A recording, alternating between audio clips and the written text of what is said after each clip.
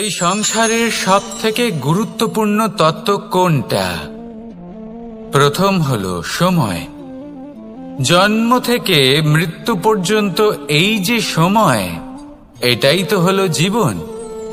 দ্বিতীয় হলো জীবন, যাতে আমরা সময়ের সদ্ব্যবহার করি, শ্রেষ্ঠ থেকে শ্রেষ্ঠতর কাজ করার চেষ্টা করি। বহু বছরের এই পরম্পরা, এই সংস্কৃতিকে এগিয়ে নিয়ে যাওয়ার চেষ্টা করি। এই সংসারে আমরা অংশগ্রহণ করতে চেষ্টা করি। তৃতীয় হলো ধন, সেই ধন যা প্রত্যেক ব্যক্তি অর্জন করতে চেষ্টা করেন। এবার এই তিনটি তত্ত্বের মধ্যে একটা সামঞ্জস্য আছে, সমান ব্যাপার আছে। সে ধনই হোক বা সময় হোক বা হোক জীবন।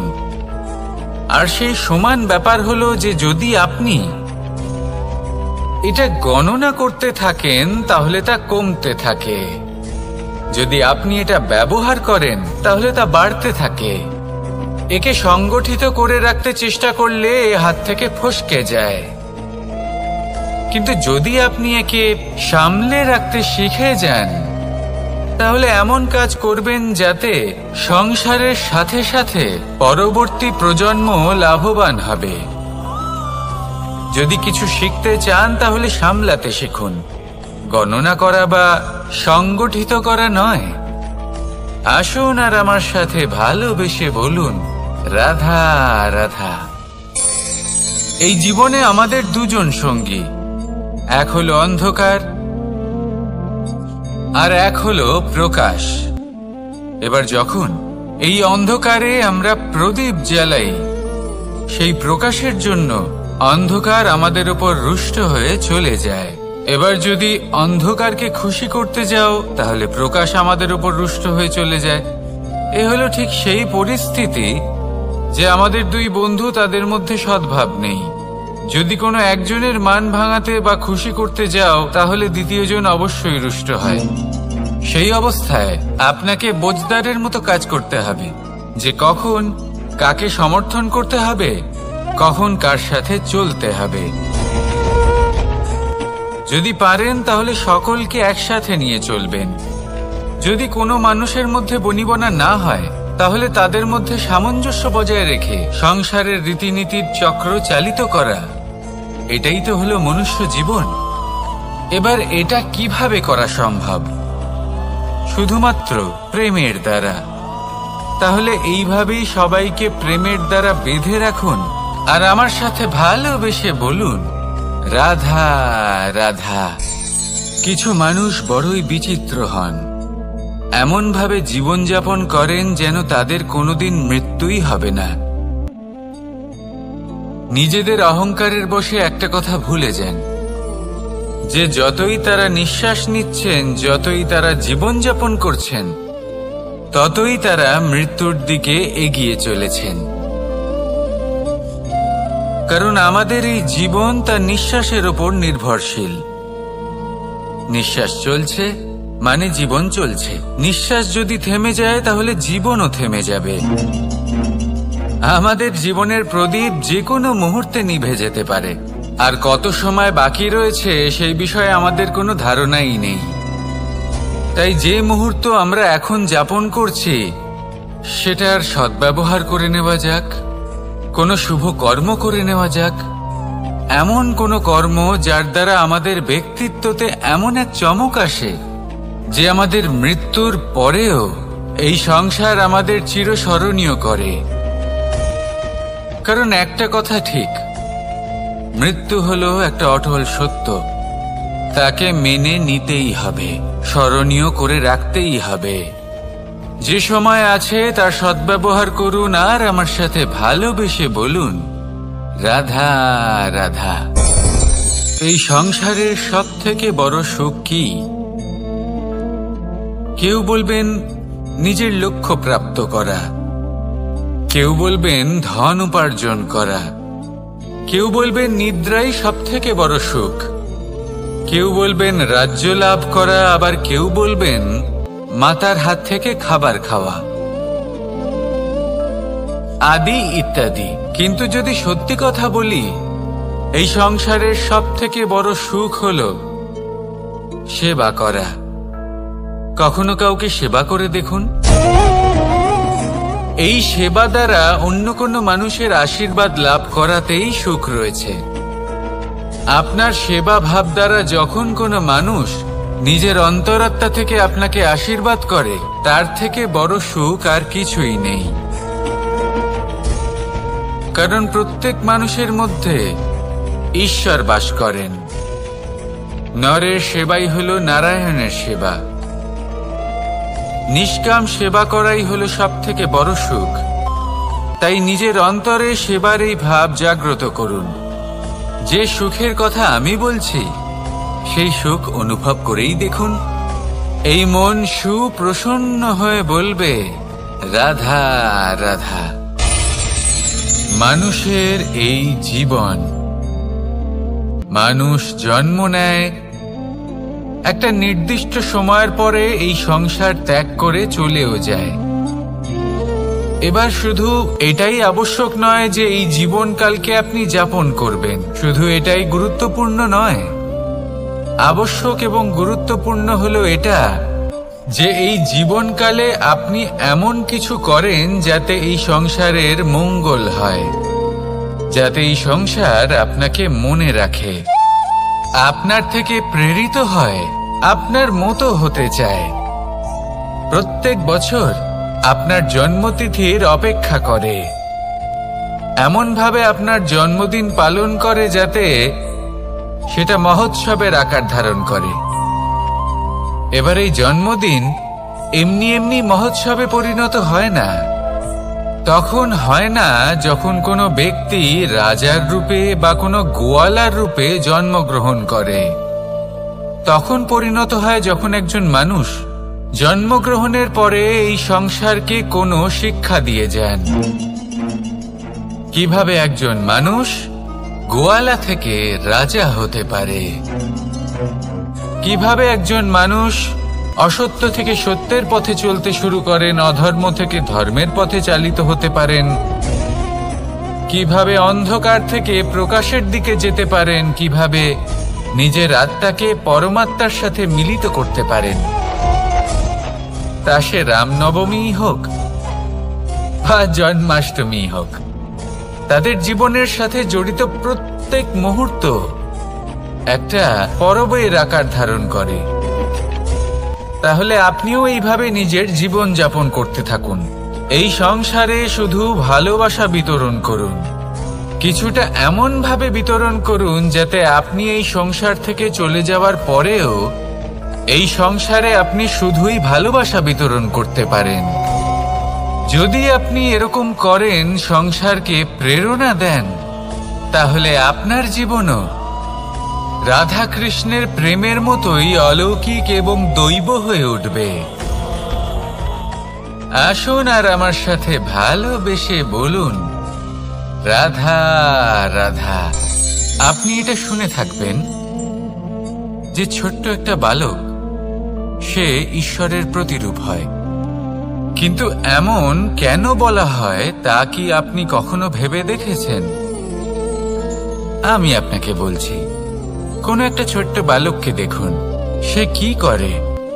সকলকে সমান চোখে দেখে। ওর মনে না কোনো ছলনা রয়েছে, না কোনো কপটতা, না অহংকার রয়েছে, আর না কোনো বিষয় নিয়ে কোনো চিন্তা। সকলকে সে সমান চোখে দেখে আর নিজের মধ্যেই প্রসন্ন থাকে, সকল বিকার থেকে মুক্ত। এগুলোই তো সেই গুণ সেই বালকের মধ্যে, যা হলো ঈশ্বর স্বরূপ। এবার ভেবে দেখুন, যদি প্রত্যেকটা মানুষ এই ছোট বালকের মতো সেই সব গুণ নিজের মধ্যে জাগ্রত করে তোলে, তাহলে কি হবে? তারাও ঈশ্বর তুল্য হয়ে উঠবে। তাই আপনিও এটাই করুন, নিজের মনকে বিকার মুক্ত করুন সেই ছোট্ট বালকের মতো। মনের মধ্যে না কোনো চিন্তা রাখবেন, না মোহ, না ক্রোধ, না কোনো রকমের ছলনা বা কপটতা। সবাইকে সমান চোখে দেখুন আর নিজের মনেই প্রসন্ন থাকতে শিখুন। এই মন প্রেমময় হয়ে বলবে, রাধা রাধা। মানুষের জীবন বড়ই বিচিত্র হয়। যেই মুহূর্তে জন্ম নেয় একটা প্রতিস্পর্ধায় প্রবেশ করতে থাকে। মানুষ জন্ম নেয় আর প্রতিস্পর্ধা শুরু হয়ে যায় ভাই এবং বোনের মধ্যে সর্বশ্রেষ্ঠ হবার, সবার থেকে এগিয়ে থাকার। তারপরে সে যায় গুরুকুলে। নিজের বন্ধুদের মধ্যে সর্বশ্রেষ্ঠ হওয়ার প্রতিস্পর্ধা শুরু হয়। এবার সেখান থেকে বাইরে বেরিয়ে সংসার জীবনে প্রবেশ করে ধন উপার্জনের প্রতিস্পর্ধা শুরু হয়। তা সে যুদ্ধই হোক বা কলা হোক, এই প্রতিস্পর্ধা কখনোই আমাদের পিছু ছাড়ে না। তাই যদি প্রতিস্পর্ধা করতেই হয়, তাহলে আমরা মানুষকে সাহায্য করার প্রতিস্পর্ধা কেন করব না? এমন এক প্রতিস্পর্ধা যাতে যে কেউ জিতুক বা যে কেউ হারুক না কেন, লাভ সকলের হবে।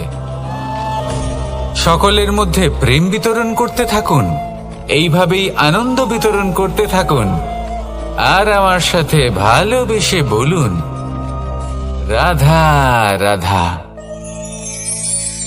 দু রকমের প্রাকৃতিক বেগ থাকে। প্রথম হলো বর্ষা। যখন এর বর্ষণ হয় তখন মাটিকে শীতল করে নতুন ফসল ফলায়। আর দ্বিতীয় হয় পবন, যা আমাদের সর্বদা শ্বাসবায়ু প্রদান করে। অশান্ত এই মনকে শান্তি প্রদান করে, এই ক্লান্ত শরীরে স্ফূর্তি প্রদান করে। আমাদের জীবনে যত আবেগ আছে তা হয় বর্ষার মতো হওয়া উচিত, নয় হওয়া উচিত পবনের মতো। ক্রোধ, মতভেদ, বিবাদ, এগুলো হওয়া উচিত বর্ষার মতো। অর্থাৎ কিছু সময় পরে যেন এরা নিজে থেকেই ছিন্ন ভিন্ন হয়ে চলে যায়। আর যদি পবনের মতো কোনো আবেগ থাকা উচিত, তা হলো প্রেম, যা সর্বদা শ্বাসবায়ু প্রদান করে, সবসময় সাথে থাকে। একে আমরা অনুভব করতে পারি না, কিন্তু এ আমাদের অনুভব করার জন্য প্রাণবায়ু প্রদান করে। আর যখন চক্রবাতের মতো সে ভয়ঙ্কর হয়ে ওঠে, তখন সমগ্র সংসার বদলে দেয়। এর সারমর্ম একটাই, শক্তি। মতভেদ, ক্রোধ, বিবাদের মধ্যে নেই। শক্তি যদি থাকে, তা আছে প্রেমের মধ্যে। তাই এই প্রেমকে মনের মধ্যে রাখুন আর আমার সাথে বলুন, রাধা রাধা। প্রত্যেকটা মানুষ আলাদা হয় আর অত্যন্ত বিশেষও হয়। প্রত্যেক মানুষ ভিন্ন ভিন্ন পরিবেশে পালিত হয়, বড় হয়। প্রত্যেকের নিজস্ব চিন্তা ভাবনা থাকে, নিজস্ব বিচারধারা থাকে। যখন অনেক ভিন্ন বিচারধারা একত্রিত হয়ে যায়, তখন শুরু হয় বিবাদ।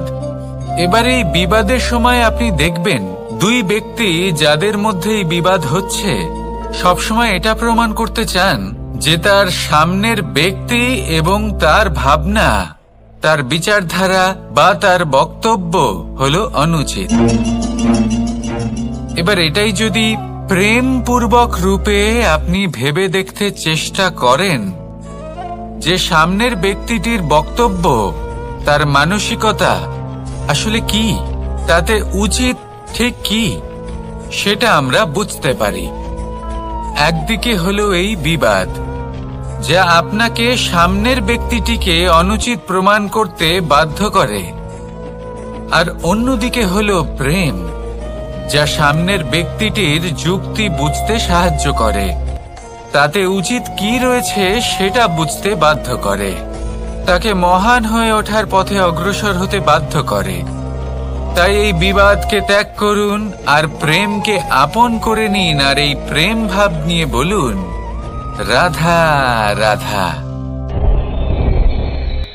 এই সংসারে বড়ই বিচিত্র এক শব্দ আছে, মূল্য।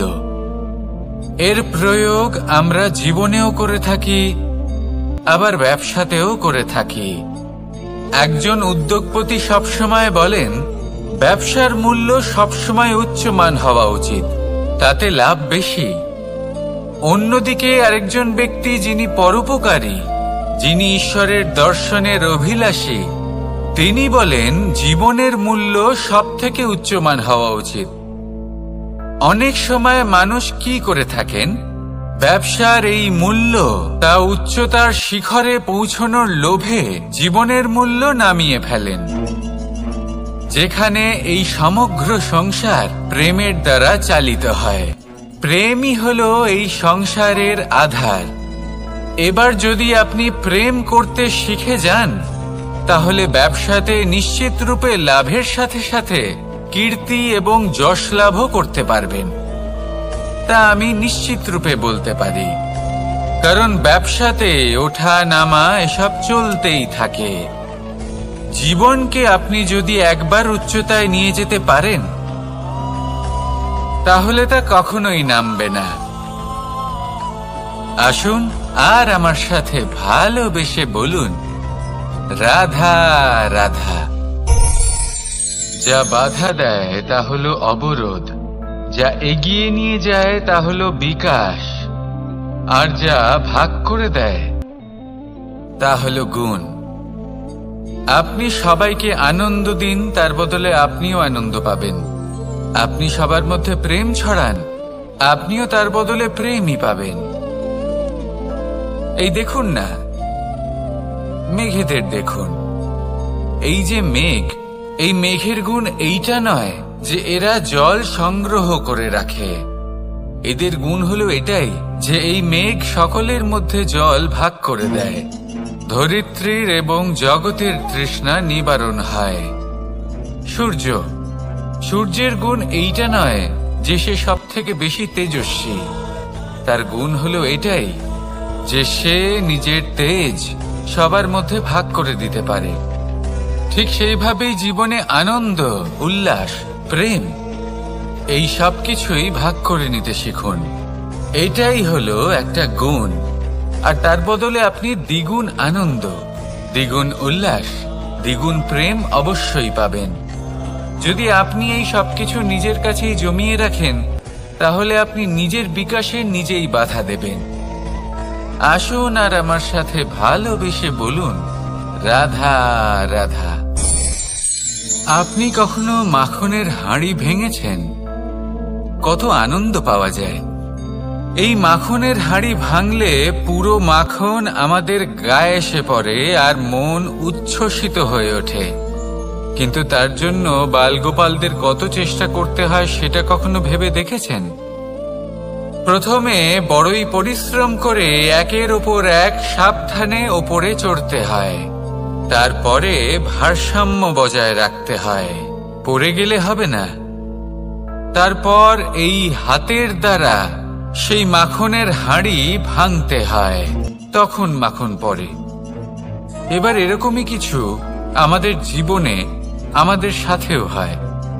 এবার আপনি বলবেন যে মাখনের হাঁড়ি ভাঙার এই প্রক্রিয়া, তার সাথে জীবনের কি সম্পর্ক থাকতে পারে? আসলে আমাদের মনের মাঝেও একটা হাঁড়ি রয়েছে, অহংকারের হাঁড়ি। আর এই অহংকারের হাঁড়ি যখন ভেঙে যায়, তখন প্রসন্ন হবার আনন্দ চতুর্দিকে ছড়িয়ে পড়ে। এই মন, এই আত্মা, এই দুই প্রসন্ন হয়ে যায়। কিন্তু তার জন্য আপনাদেরকেও বালগোপালের মতো চেষ্টা করে যেতেই হবে, ভারসাম্য বজায় রাখতেই হবে মনের মাঝে এবং এই বুদ্ধিতে, ভালো এবং মন্দের মধ্যে, লোভ এবং পরমার্থের মধ্যে। আর তারপর নিজে হাতে অহংকারের এই হাঁড়ি ভেঙে দিতে হয়। দেখুন, যদি ঈশ্বরের সঙ্গ লাভ করতে চান, তাহলে অহংকারের এই হাঁড়ি ভাঙতেই হবে। আসুন আর আমার সাথে ভালোবেসে বলুন, রাধা রাধা। মুঠো হাতের শক্তি বেশি, মুঠো খুললেই তা দুর্বল। তা এমন কি থাকা উচিত এই বন্ধ মুঠোয় যা লাখের সমান? মানসিকতা এবং স্বপ্ন। মানুষ জন্মগ্রহণ করে, তার মানসিকতা সময়ের সাথে উন্নত হয়। মানসিকতা অনুযায়ী সে স্বপ্ন দেখে, আর সেই স্বপ্ন সার্থক করতে সে পরিশ্রম করতে থাকে। কিন্তু খুব গুরুত্বপূর্ণ একটা কথা আছে যা আপনার মনে রাখা উচিত।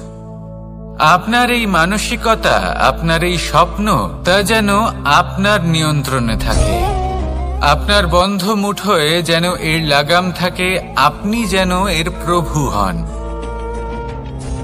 যদি তা হয় তবেই আপনি লাভবান হবেন।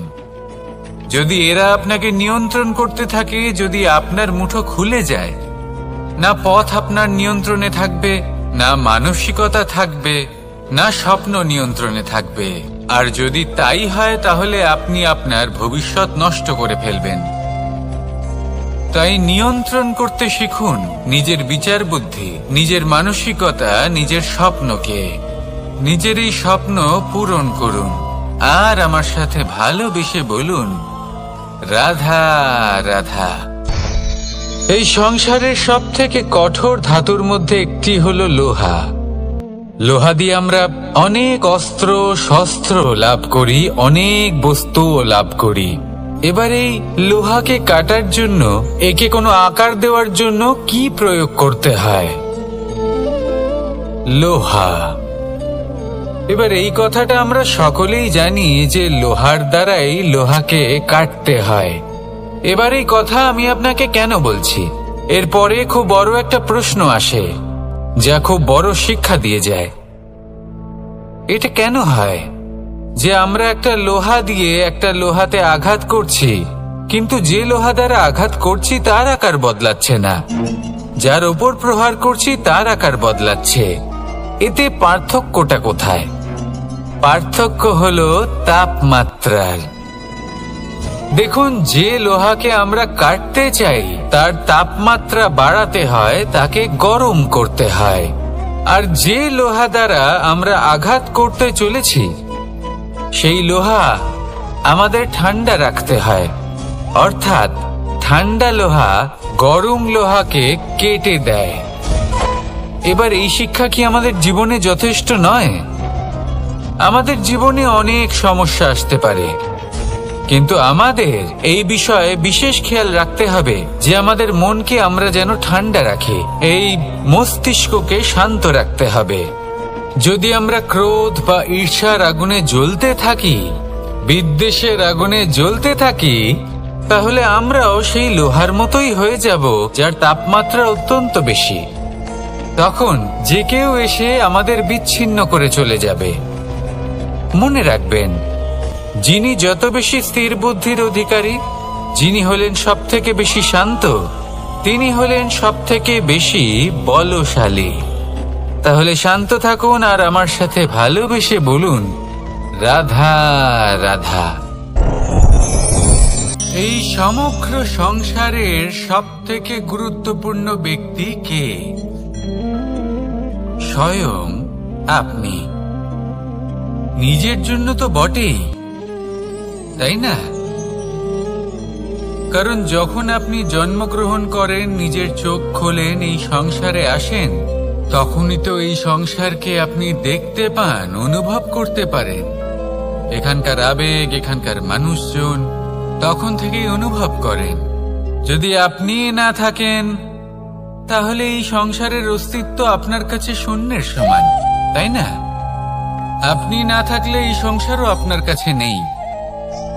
এবার সবাই বলবেন যে এ তো সত্যি কথা, সেই অনুযায়ী তো আমার স্বার্থপর হওয়া উচিত, অহংকারী হওয়া উচিত, কারণ আমার কাছে আমি তো সবকিছু।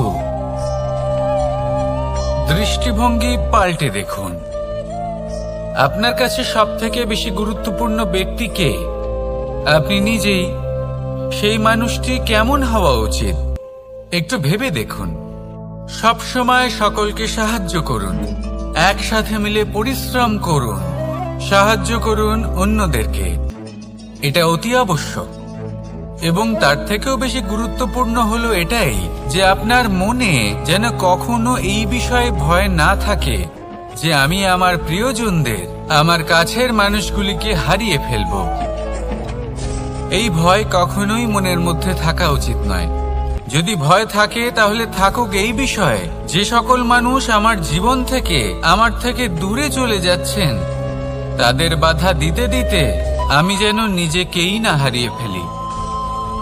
নিজের অস্তিত্বকেই না হারিয়ে ফেলি, নিজের ব্যক্তিত্বকে, নিজের বিচারধারাকে, নিজের করুণার শক্তি না হারাই, তাহলে এই ভয় ত্যাগ করুন আর আমার সাথে ভালোবেসে বলুন, রাধা রাধা। মানুষের দুটো রূপ রয়েছে। এক, আমাদের এই মুখ, যা শুধুই চোখে দেখা যায়, আর দ্বিতীয়, আমাদের এই মন, যা শুধুমাত্র অন্তরাত্মা দ্বারা দেখা যায়। এবার আমাদের এই মুখ, তা ঈশ্বর সকলকেই আগে থেকেই প্রদান করেছেন, কিন্তু এই মন কেমন হবে তা আমাদের জীবনের অনুভূতি এবং আমাদের জীবনের লক্ষ্য এগুলি সুনিশ্চিত করে। অর্থাৎ নেত্র দিয়ে দেখা যায় আমাদের এই মুখ, তা শুধুই এই কারণে প্রয়োজন যাতে সংসার আমাদের দেখতে পায়, আমাদের চিনতে পারে। কিন্তু যদি এই সংসারে আপনি প্রকৃত অর্থে মান সম্মান লাভ করতে চান, তাহলে নিজের অন্তরাত্মাকে আপনাকে বিকশিত করতেই হবে। দেখুন, কথায় আছে, এই যে অসুর, তা শারীরিকভাবে উপস্থিত নয়, তা মনের মধ্যে থাকে। যদি এই মন থেকে অসুরকে বের করে দেওয়া যায়, তাহলে শরীরে তা উপস্থিত থাকবেই না। তাই মনকে শুদ্ধ করুন আর আমার সাথে ভালোবেসে বলুন, রাধা রাধা। প্রয়াস, পরিশ্রম, এই শব্দগুলি শুনতে হয়তো ছোট মনে হয়, কিন্তু এর মূল্য অনেকটাই অধিক। এবার প্রয়াসও কিন্তু দুই ধরনের হয়। একটা প্রয়াস তাই, যা আমরা নিজের মন থেকে, অন্তর থেকে সমগ্র শক্তি দিয়ে করার চেষ্টা করি। এবারে এই প্রয়াস প্রচেষ্টার নামান্তর। কিছু প্রয়াস এমন হয় যেমন দ্রুতক্রীড়া খেলা। মানুষ বলেন, আজ একটু প্রয়াস করি, একটু দ্রুতক্রীড়া খেলেই দেখি, যদি বিজয়ী হই তবে ভালো ব্যাপার, যদি না হই তবে আর কখনো খেলবো না। এটাও কিন্তু প্রয়াস, কিন্তু এই প্রয়াস পরিশ্রম নয়। পাণ্ডবদের দেখুন, ওনারা যখন পরিশ্রম করেছিলেন, তখন খাণ্ডবপ্রস্থকেও ইন্দ্রপ্রস্থ বানিয়েছিলেন। দ্রুতক্রীড়া খেললেন, সেই মুহূর্তেই ইন্দ্রপ্রস্থ হারিয়ে ফেললেন। পরিশ্রম করলেন, সগৌরবের রাজা হলেন। দ্রুতক্রীড়া খেললেন, তখন এক মুহূর্তে রাজা থেকে নিঃস্ব হয়ে গেলেন। সারমর্ম এটাই যে দ্রুতক্রীড়া কখনো কখনো আপনার মিত্র হতে পারে, কখনো সে আপনাকে বিজয়ী করতে পারে, কিন্তু প্রয়াস এবং পরিশ্রম যখন একসাথে মিলিত হয়, তখন তা সর্বদাই আপনার সাথে থাকে। প্রয়াস করতে থাকুন, পরিশ্রম করতে থাকুন, আর আমার সাথে ভালোবেসে বলুন, রাধা রাধা। মানুষ কখনো কখনো সময়কে নিয়ন্ত্রণ করতে চেষ্টা করে, কখনো কখনো সময়ের গুরুত্ব বুঝতে পারে না। এটা ভাবে যে এই কিছু মুহূর্ত কেটে যাক, একে অতিবাহিত করি, তাহলে কি বা হবে, কয়েকটা মুহূর্ত মাত্র। কিন্তু তা নয়। আজকের একটা মুহূর্ত ভবিষ্যতের অনেক বড় পরিবর্তনের ভিত হতে পারে। আজকের একটা মুহূর্ত আপনার ভবিষ্যৎকে উজ্জ্বল করে তুলতে পারে। সেই জন্য ছোট ছোট মুহূর্তগুলিকে অদেখা করবেন না। সময়কে কাজে লাগান, পূর্ণরূপে কাজে লাগান। এবার যদি আপনি কাউকে সাহায্য করতে চান আর সেই কারণেই যদি থেমে থাকেন, তাহলে ঠিক আছে, কারণ আপনি কাউকে সাহায্য করে তার জীবনকে আরো ভালো করে তুলতে চাইছেন, আরো শ্রেষ্ঠ করতে চাইছেন। এই পুণ্য, এই কর্ম ফিরে আপনার কাছেই আসবে আর আপনার জীবনকে শুভ করে তুলবে। কিন্তু যদি আপনি আলস্যের কারণে থেমে থাকেন এবং কিছুই না করেন, সময় নষ্ট করেন, তাহলে কিন্তু একটাই ঘটনা ঘটবে, আপনার ভবিষ্যৎ বিপদগ্রস্ত হয়ে পড়বে, আর কিছুই নয়। সেই জন্য এটা বোঝা প্রয়োজন যে কখন থামতে হবে এবং কেন থামতে হবে। যদি আপনার থামার কারণ এবং সময় অনুচিত হয়ে থাকে, তাহলে আপনার ভবিষ্যৎ কখনোই উচিত হতে পারে না। সেই জন্য সময়কে সম্মান করুন আর পূর্ণ ব্যবহার করতে শিখুন। আর আমার সাথে ভালোবেসে বলুন, রাধা রাধা। জীবনে সবসময় সেটা হয় না যা আমরা চাই, তেমন ভাবে হয় না যেমন ভাবে আমরা চাই। এবার তাতে আমরা দুঃখ পাই, নিরাশ হয়ে পড়ি, ভাগ্যকে দোষ দিই অথবা অন্য কাউকে বা নিজেকে। কিন্তু সত্যটা কি সেটা আমাদের জানতে হবে। এই সংসার নির্মিত হয়েছে পাহাড় দ্বারা এবং পাথর দ্বারা, তাই প্রত্যেক স্থানে ছোট ছোট ছোট ছোট নুড়ি পাথর তো অবশ্যই থাকবে।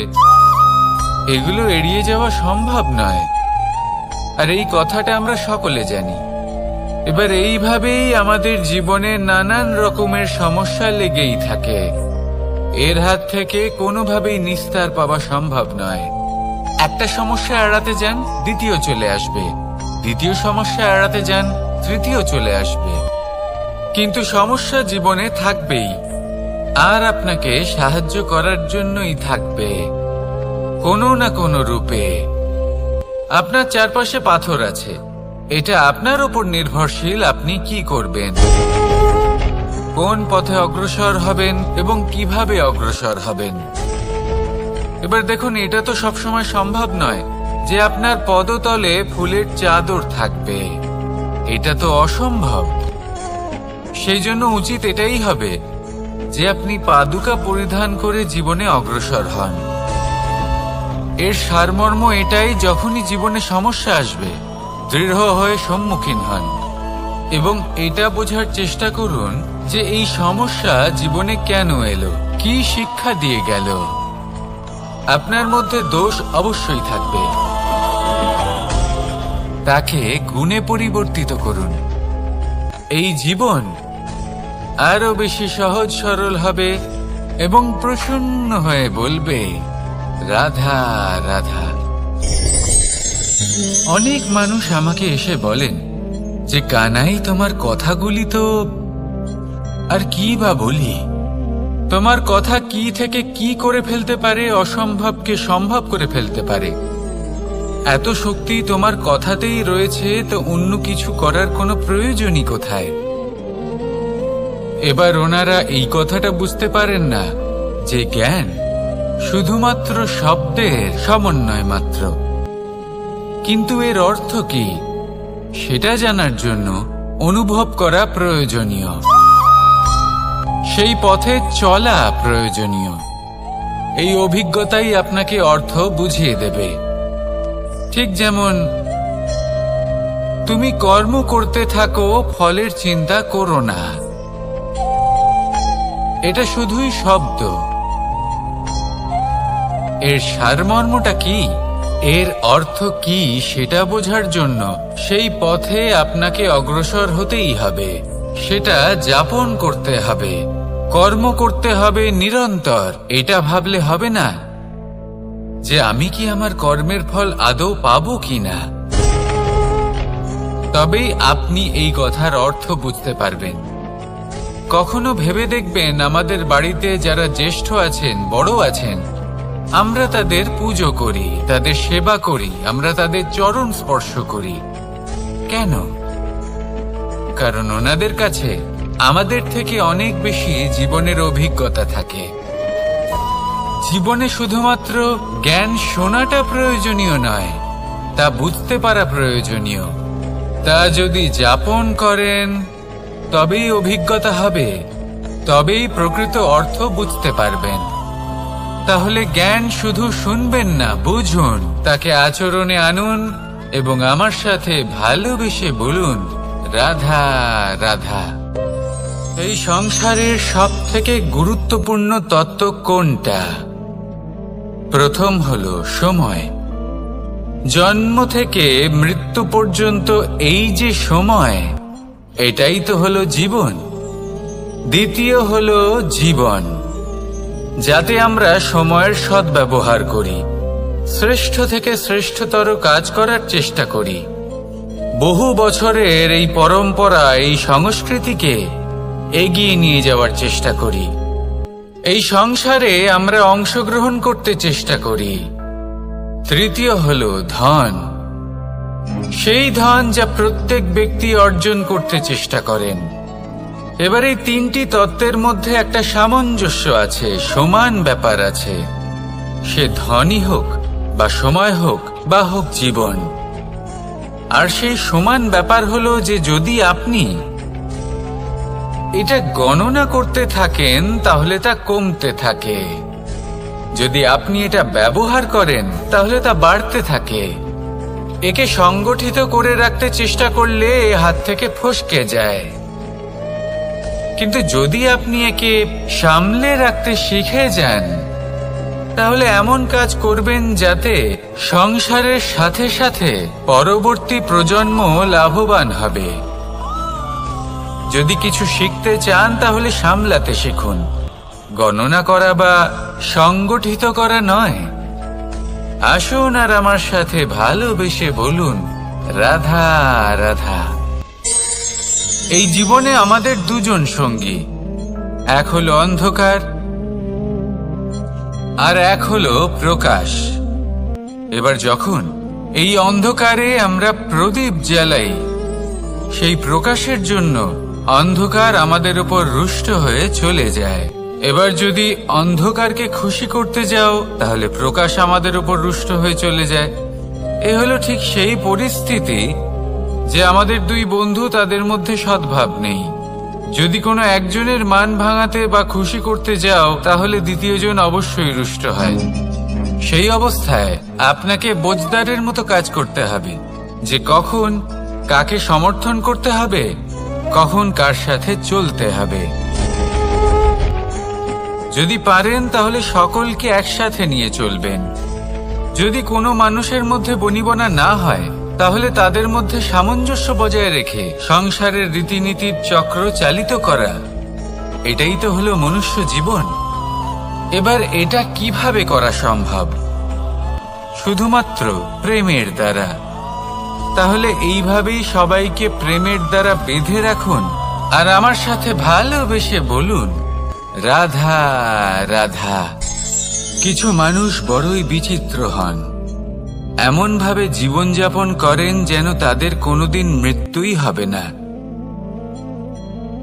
নিজেদের অহংকারের বশে একটা কথা ভুলে যান যে যতই তারা নিঃশ্বাস নিচ্ছেন, যতই তারা জীবনযাপন করছেন, ততই তারা মৃত্যুর দিকে এগিয়ে চলেছেন। কারণ আমাদের এই জীবন তার নিঃশ্বাসের ওপর নির্ভরশীল। নিঃশ্বাস চলছে মানে জীবন চলছে। নিঃশ্বাস যদি থেমে যায় তাহলে জীবনও থেমে যাবে। আমাদের জীবনের প্রদীপ যে কোনো মুহূর্তে নিভে যেতে পারে, আর কত সময় বাকি রয়েছে সেই বিষয়ে আমাদের কোনো ধারণাই নেই। তাই যে মুহূর্ত আমরা এখন যাপন করছি সেটার সদ্ব্যবহার করে নেওয়া যাক, কোনো শুভ কর্ম করে নেওয়া যাক, এমন কোনো কর্ম যার দ্বারা আমাদের ব্যক্তিত্বতে এমন এক চমক আসে যে আমাদের মৃত্যুর পরেও এই সংসার আমাদের চিরস্মরণীয় করে। কারণ একটা কথা ঠিক, মৃত্যু হলো একটা অটল সত্য, তাকে মেনে নিতেই হবে, স্মরণীয় করে রাখতেই হবে। যে সময় আছে তার সদ্ব্যবহার করুন আর আমার সাথে ভালোবেসে বলুন, রাধা রাধা। এই সংসারের সব থেকে বড় সুখ কি?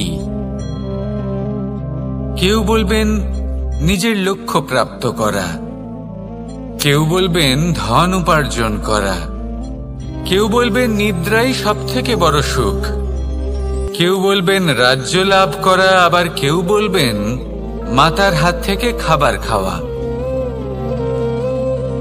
আদি ইত্যাদি। কিন্তু যদি সত্যি কথা বলি, এই সংসারের সব থেকে বড় সুখ হলো সেবা করা। কখনো কাউকে সেবা করে দেখুন। এই সেবা দ্বারা অন্য কোনো মানুষের আশীর্বাদ লাভ করাতেই সুখ রয়েছে। আপনার সেবা ভাব দ্বারা যখন কোনো মানুষ নিজের অন্তরাত্মা থেকে আপনাকে আশীর্বাদ করে, তার থেকে বড় সুখ আর কিছুই নেই। কারণ প্রত্যেক মানুষের মধ্যে ঈশ্বর বাস করেন। নরের সেবাই হল নারায়ণের সেবা। নিষ্কাম সেবা করাই হলো সব থেকে বড় সুখ। তাই নিজের অন্তরে সেবার এই ভাব জাগ্রত করুন। যে সুখের কথা আমি বলছি, সেই সুখ অনুভব করেই দেখুন। এই মন সুপ্রসন্ন হয়ে বলবে, রাধা রাধা। মানুষের এই জীবন, মানুষ জন্ম নেয়, একটা নির্দিষ্ট সময়ের পরে এই সংসার ত্যাগ করে চলেও যায়। এবার শুধু এটাই আবশ্যক নয় যে এই জীবনকালকে আপনি যাপন করবেন, শুধু এটাই গুরুত্বপূর্ণ নয়।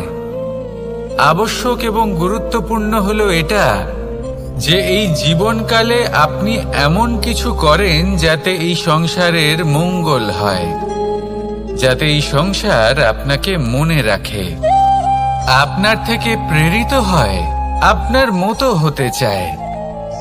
প্রত্যেক বছর আপনার জন্মতিথির অপেক্ষা করে, এমন ভাবে আপনার জন্মদিন পালন করে যাতে সেটা মহোৎসবের আকার ধারণ করে। এবার এই জন্মদিন এমনি এমনি মহোৎসবে পরিণত হয় না। তখন হয় না যখন কোনো ব্যক্তি রাজার রূপে বা কোনো গোয়ালার রূপে জন্মগ্রহণ করে। তখন পরিণত হয় যখন একজন মানুষ জন্মগ্রহণের পরে এই সংসারকে কোনো শিক্ষা দিয়ে যান। কিভাবে একজন মানুষ গোয়ালা থেকে রাজা হতে পারে, কিভাবে একজন মানুষ অসত্য থেকে সত্যের পথে চলতে শুরু করেন, অধর্ম থেকে ধর্মের পথে চালিত হতে পারেন, কিভাবে অন্ধকার থেকে প্রকাশের দিকে যেতে পারেন, কিভাবে নিজের আত্মাকে পরমাত্মার সাথে মিলিত করতে পারেন। তা সে রামনবমী হোক বা জন্মাষ্টমী হোক, তাদের জীবনের সাথে জড়িত প্রত্যেক মুহূর্ত একটা পরবের আকার ধারণ করে। তাহলে আপনিও এইভাবে নিজের জীবন যাপন করতে থাকুন। এই সংসারে শুধু ভালোবাসা বিতরণ করুন, কিছুটা এমন ভাবে বিতরণ করুন যাতে আপনি এই সংসার থেকে চলে যাওয়ার পরেও এই সংসারে আপনি শুধুই ভালোবাসা বিতরণ করতে পারেন। যদি আপনি এরকম করেন, সংসারকে প্রেরণা দেন, তাহলে আপনার জীবনও রাধা কৃষ্ণের প্রেমের মতোই অলৌকিক এবং দৈব হয়ে উঠবে। আসুন আর আমার সাথে ভালোবেসে বলুন, রাধা রাধা। আপনি এটা শুনে থাকবেন যে ছোট্ট একটা বালক, সে ঈশ্বরের প্রতিরূপ হয়। কিন্তু এমন কেন বলা হয় তা কি আপনি কখনো ভেবে দেখেছেন? আমি আপনাকে বলছি, কোন একটা ছোট্ট বালককে দেখুন, সে কি করে? সকলকে সমান চোখে দেখে। ওর মনে না কোনো ছলনা রয়েছে, না কোনো কপটতা, না অহংকার রয়েছে, আর না কোনো বিষয় নিয়ে কোনো চিন্তা। সকলকে সে সমান চোখে দেখে আর নিজের মধ্যেই প্রসন্ন থাকে, সকল বিকার থেকে মুক্ত। এগুলোই তো সেই গুণ সেই বালকের মধ্যে, যা হলো ঈশ্বর স্বরূপ। এবার ভেবে দেখুন, যদি প্রত্যেকটা মানুষ এই ছোট বালকের মতো সেই সব গুণ নিজের মধ্যে জাগ্রত করে তোলে, তাহলে কি হবে? তারাও ঈশ্বর তুল্য হয়ে উঠবে। তাই আপনিও এটাই করুন, নিজের মনকে বিকার মুক্ত করুন সেই ছোট্ট বালকের মতো। মনের মধ্যে না কোনো চিন্তা রাখবেন, না মোহ, না ক্রোধ, না কোনো রকমের ছলনা বা কপটতা। সবাইকে সমান চোখে দেখুন আর নিজের মনেই প্রসন্ন থাকতে শিখুন। এই মন প্রেমময় হয়ে বলবে, রাধা রাধা। মানুষের জীবন বড়ই বিচিত্র হয়। যেই মুহূর্তে জন্ম নেয় একটা প্রতিস্পর্ধায় প্রবেশ করতে থাকে। মানুষ জন্ম নেয় আর প্রতিস্পর্ধা শুরু হয়ে যায় ভাই এবং বোনের মধ্যে সর্বশ্রেষ্ঠ হবার, সবার থেকে এগিয়ে থাকার। তারপরে সে যায় গুরুকুলে। নিজের বন্ধুদের মধ্যে সর্বশ্রেষ্ঠ হওয়ার প্রতিস্পর্ধা শুরু হয়। এবার সেখান থেকে বাইরে বেরিয়ে সংসার জীবনে প্রবেশ করে ধন উপার্জনের প্রতিস্পর্ধা শুরু হয়। তা সে যুদ্ধই হোক বা কলা হোক, এই প্রতিস্পর্ধা কখনোই আমাদের পিছু ছাড়ে না। তাই যদি প্রতিস্পর্ধা করতেই হয়, তাহলে আমরা মানুষকে সাহায্য করার প্রতিস্পর্ধা কেন করব না? এমন এক প্রতিস্পর্ধা যাতে যে কেউ জিতুক বা যে কেউ হারুক না কেন, লাভ সকলের হবে। সকলের মধ্যে প্রেম বিতরণ করতে থাকুন, এইভাবেই আনন্দ বিতরণ করতে থাকুন, আর আমার সাথে ভালোবেসে বলুন রাধা রাধা।